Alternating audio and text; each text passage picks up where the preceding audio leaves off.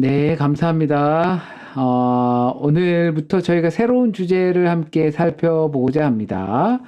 제자됨이라는 제목을 가지고서 내 삶에서 이제 제자로 살아가기 이 부분에 대해서 같이 함께 살펴보는 시간 갖도록 하겠습니다. 어, 먼저 이렇게 질문을 해보면 어떨까요? 당신은 제자입니까? 아니면 신자입니까? 아니면 제자입니까? 혹시 쉽게 답하셨나요? 아니면 이 질문에 답하기가 어려우셨나요? 어려웠다면 왜 어려웠나요? 왠지 모를 부담감 같은 것이 있으신가요? 우리가 이 시간을 갖기 전에 제일 먼저 던질 질문이 당신은 신자인가요? 아니면 제자인가요? 라는 질문을 먼저 던져보면서 우리 스스로에게 질문하고 이 질문에 대해서 스스로 각자가 답할 수 있었으면 좋겠습니다. 그렇다면 신자와 제자의 차이가 있다면 어떤 것들이 있을까요? 당연히 신자는 믿는 사람들이죠. 그리고 제자는 따르는 사람들입니다. 제자라는 원어적인 의미에서 이것은 기본적으로 이제 따르는 사람들을 뜻합니다.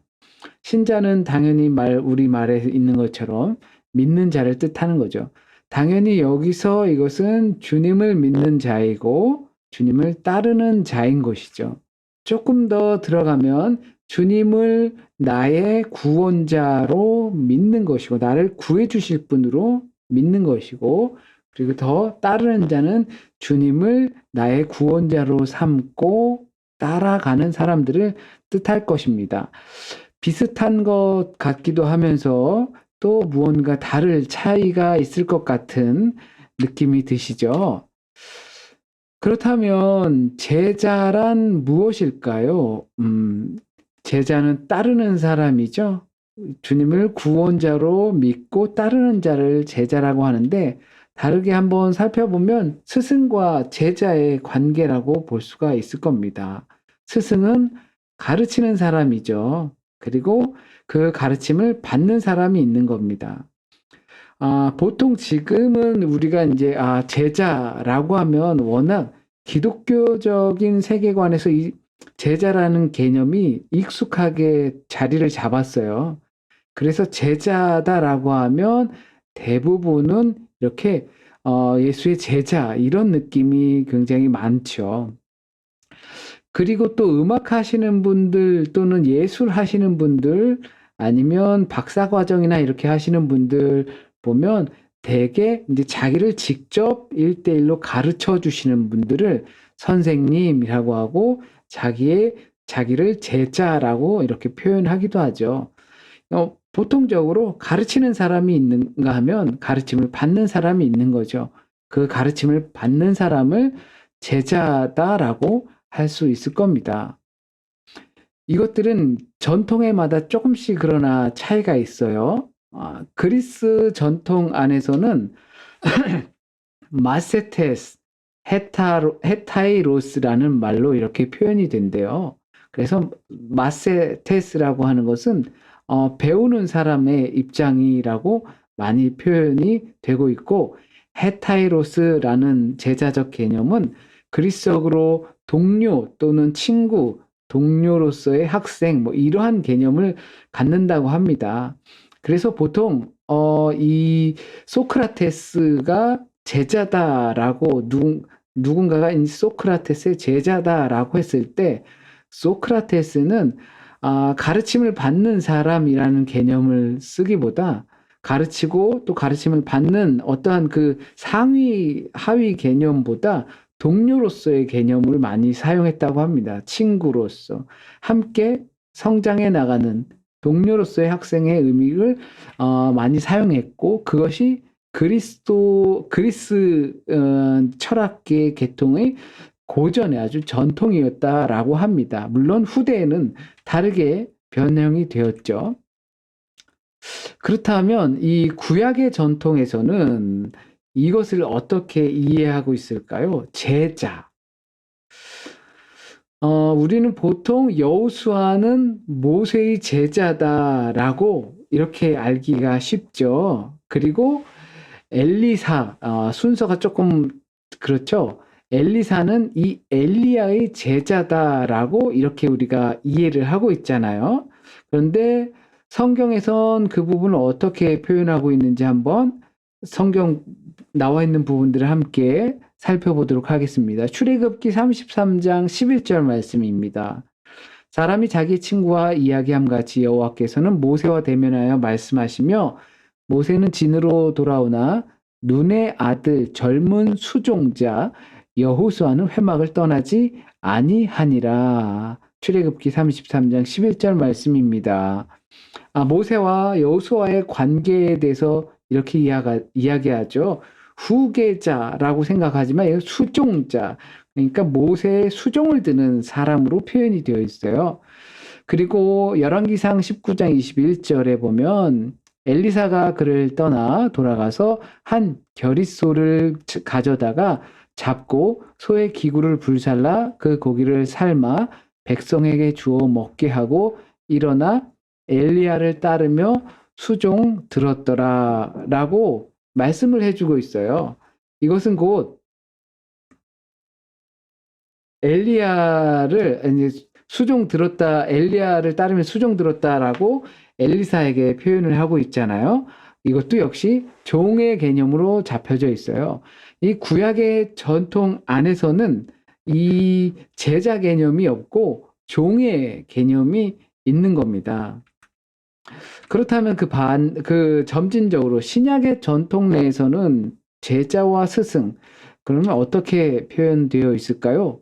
제자라고 하면 우리에게 너무나 익숙하게 잘 알려져 있는 12제자가 있을 수 있겠죠.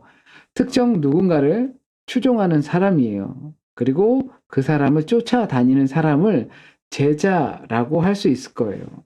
보통 우리가 성경에서는 12제자, 그래서 예수님께서 직접 찾아가시고 만나시고 그래서 주님을 따르게 된 사람들 특별히 구분하여 12사람의 12제자라고 부르고 있죠. 그것의 이제 전반적인 개념은 그 선생을 쫓아다니는 사람이라고 볼 수 있을 겁니다. 자, 그렇다면 이 신약의 전통에서 제자 중에도 그 선생을 떠나는 사람들이 있죠. 쫓아다니다가 이제 힘들면 이제 그만두는 거죠. 그런 제자들이 있습니다. 요한복음 6장 66절 말씀을 보면요.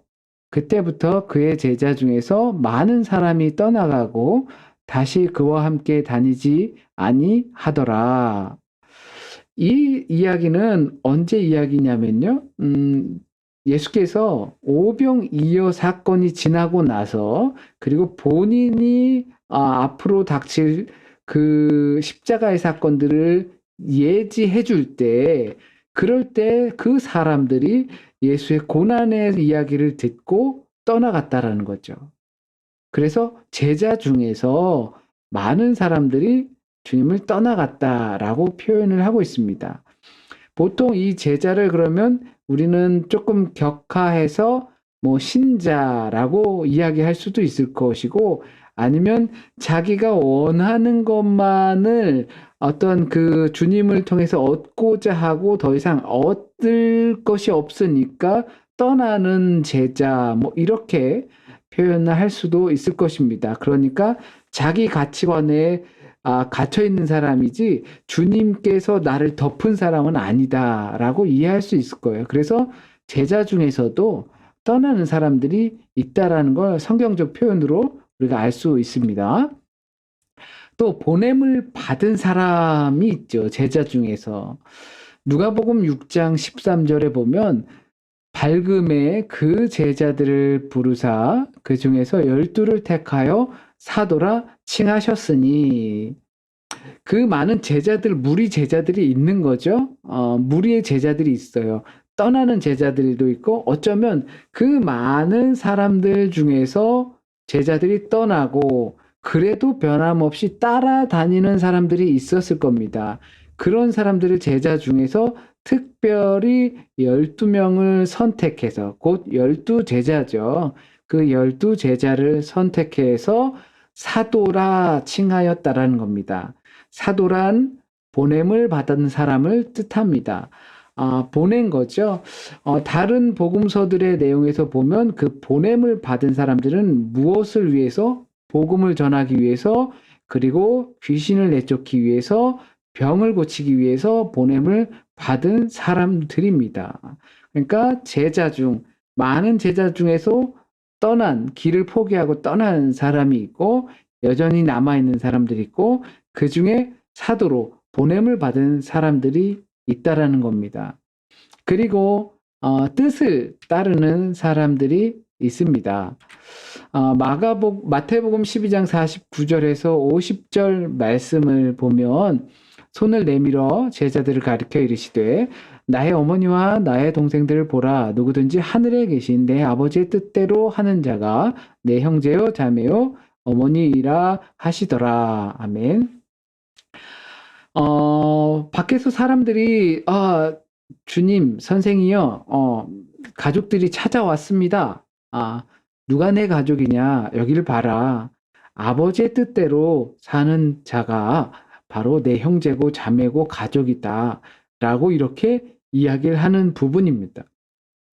그러니까 제자라는 것은 포괄적으로 볼 때 하나님의 뜻을 따라서 살아가는 사람들, 동료보다 더 깊은 가족의 의미를 갖는 사람들이 될 수 있을 것입니다. 그렇다면 우리는 무리를 따라다니는 제자가 될 것인지 아니면 그 길을 중간에 더 이상 얻을 것이 없어서 하산하는 제자가 될 것인지 아니면 거기서도 더 구분되어서 보냄을 받는 그런 제자가 될 것인지 우리가 충분히 고민해 볼 필요가 있겠죠. 마무리를 한번 해 보도록 하겠습니다. 신자와 제자의 차이. 신자는 당연히 믿는 자이죠. 주님을 믿는 자입니다. 주님을 구주로 믿는 자예요. 그리고 제자는 주님을 구주로 믿고 따르는 자들이죠. 믿음을 지나서 따르기까지, 곧 보냄을 받기까지, 뜻을 따르고 보냄을 받고 가르치는 자까지 되는 것이 제자라고 할 수 있겠죠. 믿는 단계도 주님을 구주로 믿고 사는 것도 굉장히 우리에게 중요한 부분입니다.